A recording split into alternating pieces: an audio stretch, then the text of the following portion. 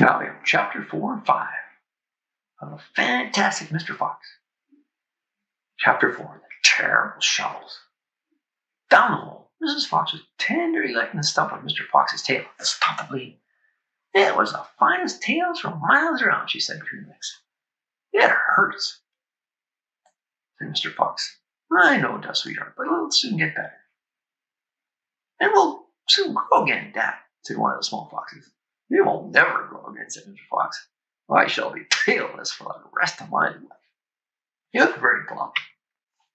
There was no food for the foxes that night. Soon the children dozed off. Then Mrs. Fox dozed off. But Mr. Fox couldn't sleep because of the pain in his stuffless tail. Well, he thought, I suppose I'm lucky to be alive at all. Now they've found our hole. We're going to have to move out as soon as possible. We'll never get any peace if we... What was that?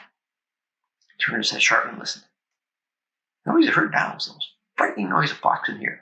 Scrape, scrape, scraping of shovels, digging into the soil.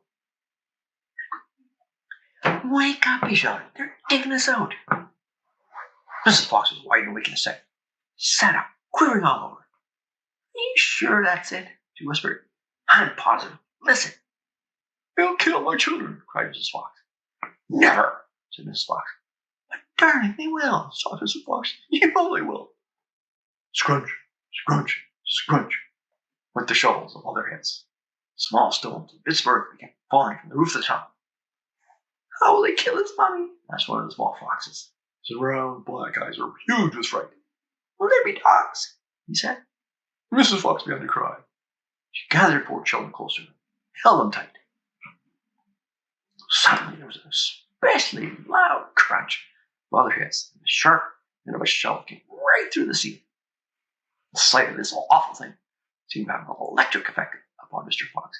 He jumped up and shouted, I've got it, come on. There's not a moment to lose. Why didn't I think of this before? Think of what, Dad? A fox can dig quicker than a man, shouted Mr. Fox, beginning to dig. Nobody in the world can dig as quick as a fox. The soil began to fly out furiously behind Mr. Fox as he started to dig for dear life with his front feet. Mrs. Fox ran forward to help him. So did the 4 children. Go down, ordered Mr. Fox. We gotta go deep, as deep as we possibly can. The tunnel began to grow longer and longer.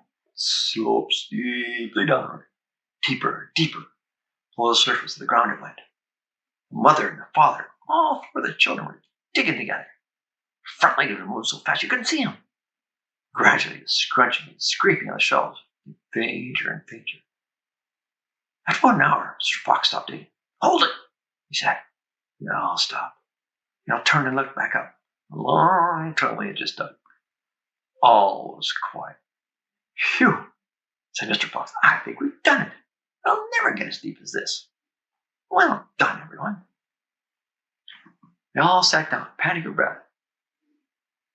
And Mrs. Fox said to her kids, I should like you to know that it wasn't for your father. We should all be dead now, by now. Your father's a fantastic fox. Mr. Fox looked at his wife and she smiled. He loved her more than ever, she said things like that. Chapter 5. Uh-oh, the terrible tractor. What's going on here?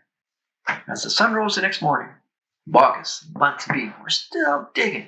They had dug a hole so deep you could browse into it. But they had not yet come to the end of the fox's tongue. They're all very tired and cross. Darn the blast, said Bogus. Whose rotten idea was this? Bean's idea, said Bunce.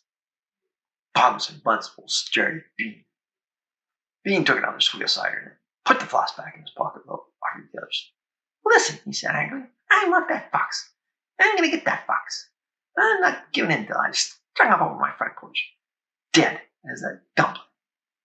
You can't get him by digging, that's for sure. That's for sure, said fat Bogus. I've had enough of digging. Bunce, the little pot-bellied dwarf, looked up at Bean and said, Have you got any more stupid ideas then? What? Said Bean. I can't hear you. Bean never took a bath.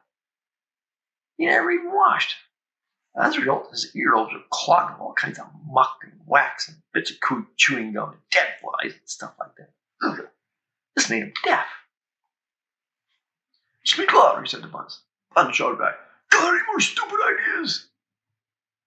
Bean rubbed the back of his neck with their dirty finger. He had a boil come there. Itched. What we need on this job, he said, is machines, mechanical shovels. We'll have them out in 5 minutes with mechanical shovels. This was a pretty good idea, and the other two had admitted. All right, then, Bean said, taking charge. Buckus, you stay here and see the fox doesn't escape. Bunce and I will go fetch our machine. If he tries to get up, shoot him quick. The long, thin Bean walked away. The tiny Bunce trotted after him. Fat Boggart stayed where he was with his gun pointing at the foxhole. Soon, two enormous caterpillar tractors with mechanical shovels on their front ends kept clanking into the wood. Bean was driving one, Bunce the other. The machines were both black. They're murderous, brutal-looking machines. Here we go, then, shouted Bean. Death to the fox, shouted Bunce. Machines went to work, biting huge mouthfuls of soil out of the hill. The big tree on which Mr. Fox had dug his hole in the first place was toppled like a matchstick. On all sides, rocks were set flying and trees were falling. The noise was deafening. Down in the tunnel, the foxes crouched, listening to the terrible clanging and banging overhead. What's happening, Dad? Cried False Ones. What are they doing? Mr. Fox didn't know what was happening or what they were doing. It's an earthquake, cried Mrs. Fox. Look, said one of the small foxes. Our tunnel's got shorter. I can see daylight. They all looked around, and yes, the mouth of that tunnel was only a few feet away from them now. And in the circle of daylight beyond, they could see the two huge black tractors almost on top of them. Tractors, shouted Mr. Fox, and mechanical shovels. Dig for your eyes. Dig, dig, dig.